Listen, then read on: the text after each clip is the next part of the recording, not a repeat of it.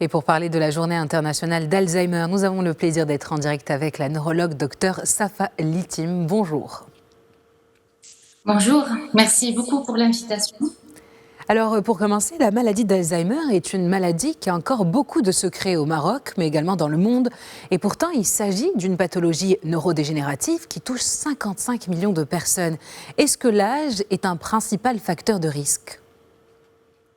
Oui, en effet, l'âge est le principal facteur de risque, mais il n'est pas le seul.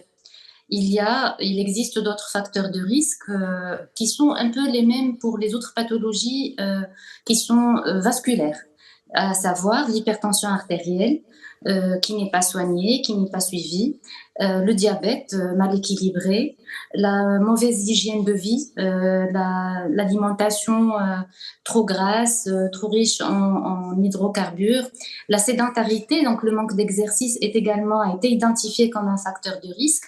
Donc, ce sont des facteurs en plus qui sont traitables et donc il y a quand même des capacités. Nous pouvons, dans une certaine mesure, éviter le passage en maladie d'Alzheimer, surtout pour les personnes qui ont cette prédisposition.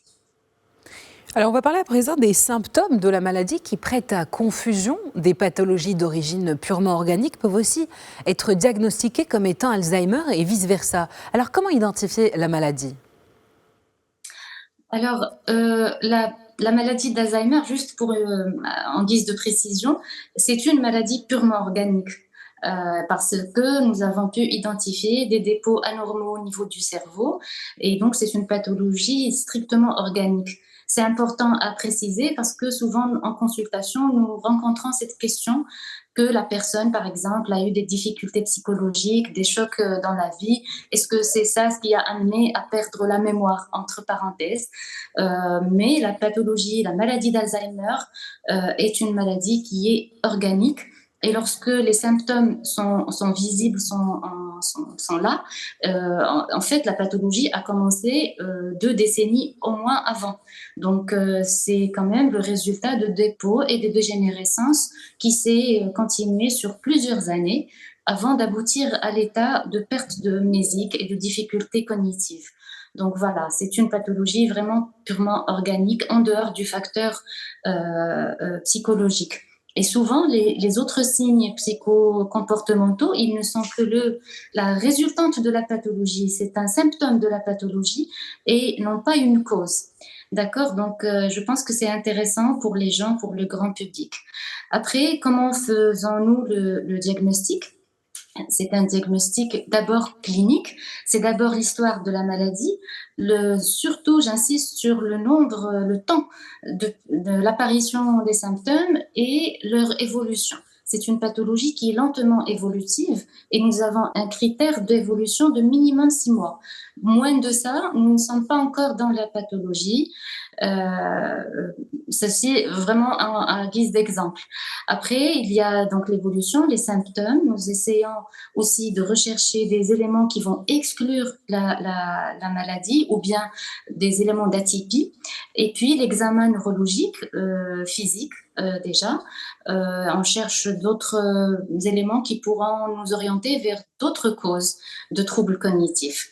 Et après, bien entendu, nous allons devoir recourir à une imagerie cérébrale, actuellement idéalement la plus sensible et la plus accessible également dans plusieurs villes du Maroc, c'est l'imagerie par résonance magnétique, l'IRM, donc qui apporte beaucoup de renseignements et qui permet aussi par la même occasion d'écarter les diagnostics autres qui peuvent être curables, comme on cherche des tumeurs cérébrales, on va vérifier si ce n'est pas une pathologie vasculaire ou un accident vasculaire cérébral, on recherche parfois juste un hématome cérébral chronique qui est très curable, donc il suffit d'opérer le patient pour un retour à la normale.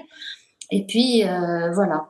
Il y a une cause aux troubles cognitifs à laquelle j'aimerais bien attirer l'attention, c'est les troubles du sommeil chronique. Les gens qui font l'apnée chronique du sommeil, le syndrome d'apnée obstructive du sommeil, c'est une pathologie qui peut conduire à des troubles cognitifs qui ressemblent à l'Alzheimer Et donc, pendant l'anamnèse, pendant qu'on recueille l'histoire de la maladie, on recherche également la qualité du sommeil. Est-ce qu'il y a des mouvements anormaux pendant le sommeil? Est-ce que la personne ronfle? Est-ce qu'il y a réellement des apnées? Et lorsqu'on a un doute, il suffit donc d'aller rechercher et de traiter cette pathologie pour laquelle nous avons des solutions et donc qui parfois permet de résoudre des situations voilà, délicates. Après, il y a quelque chose d'autre que j'aimerais bien voilà, évoquer, c'est la recherche des biomarqueurs de la maladie d'Alzheimer dans le liquide céphalorachidien. C'est-à-dire qu'on va faire un prélèvement du liquide céphalorachidien par une méthode, enfin, une technique de ponction lombaire, et on va aller regarder est-ce qu'il y a des changements dans la formule de ce liquide et l'accumulation de protéines anormales. Et c'est quelque chose qui devient un petit peu quand même de pratique courante et qu'on peut faire. C'est un examen qui se sous-traite à l'étranger, mais qu'on peut faire au Maroc. Et pour les personnes, parfois, nous sommes dans des situations de diagnostic précoce. Les gens ressentent des symptômes alarmants de façon assez précoce. Et lorsqu'ils, eux, ils le désirent, nous pouvons le faire et ça permet quand même de confirmer la pathologie. C'est une technique qu'on utilise de plus en plus, mais voilà, on s'entoure quand même des précautions nécessaires par rapport à l'état psychologique de la personne demandeuse et de sa capacité quand même à recevoir ce diagnostic qui est quand même très sérieux. Alors, Et voilà, un diagnostic pour revenir sur... d'une pathologie incurable. C'est pour revenir sur la prise en charge de la maladie d'Alzheimer qui pose une autre problématique relative surtout au coût des traitements qui restent entièrement supportés par les familles des malades. Alors, en l'absence de couverture médicale, quelle est la situation au Maroc? Existe-t-il des structures dédiées à la prise en charge d'Alzheimer? Oui, là aussi, je ne sais pas si je suis la meilleure personne à parler de ça. Je pense que c'est vraiment quelque chose qui doit être évoqué par les acteurs de la société civile, mais nous le voyons tous les jours en consultation. Les gens supportent vraiment les 90% du coût de la pathologie. Et il y a de l'aide, il y a des médicaments qui sont quand même remboursés par les organismes de prévoyance sociale, mais vraiment les 90% des coûts directs, c'est-à-dire les médicaments, l'aide, les couches, par exemple, pour les gens qui sont en phase assez avancée, et tout ça est supporté par les familles, et les ménages, et les coûts indirects, parce que souvent, l'aidant principal, il arrête de travailler. Souvent, ce sont des femmes qui arrêtent de travailler. Ils n'ont plus de revenus. Et c'est un coût voilà, qui impacte la société de façon très très importante. Et aussi, même dans son versant un peu social et humain, ce sont des gens qui se retrouvent, c'est vrai, en famille, heureusement encore au Maroc, mais qui perturbent un petit peu le fonctionnement de la famille, la scolarité des enfants, voilà, le travail, et tout ça est supporté par nos braves aidants, auxquels vraiment je tire mon chapeau, les aidants familiaux et non familiaux, parce qu'il y a aussi des gens qu'on paie pour garder une personne Alzheimer et qui se retrouvent vraiment sans formation, à faire face à cette pathologie terrible et souvent sans vraiment beaucoup de formation et appui et aide matérielle et aussi psychologique. Donc vraiment, c'est quelque chose qui reste quand même, il y a beaucoup à faire.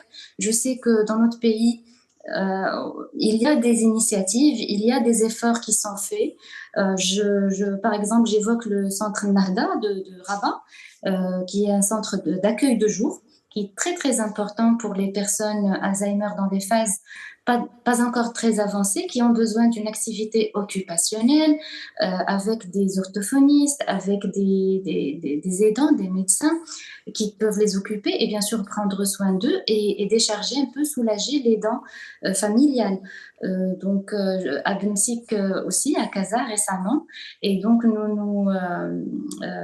nous sommes contents de ces efforts-là et nous en redemandons encore plus parce que la maladie est là, elle est de plus en plus fréquente. Nos seniors ont besoin de ces centres et les familles également. Eh bien, merci, docteur Safa Litim, pour toutes ces précisions. Je rappelle que vous êtes neurologue et que vous étiez avec nous depuis Tanger. Un grand plaisir et excellente journée de l'Alzheimer. Merci, je vous remercie. Alors,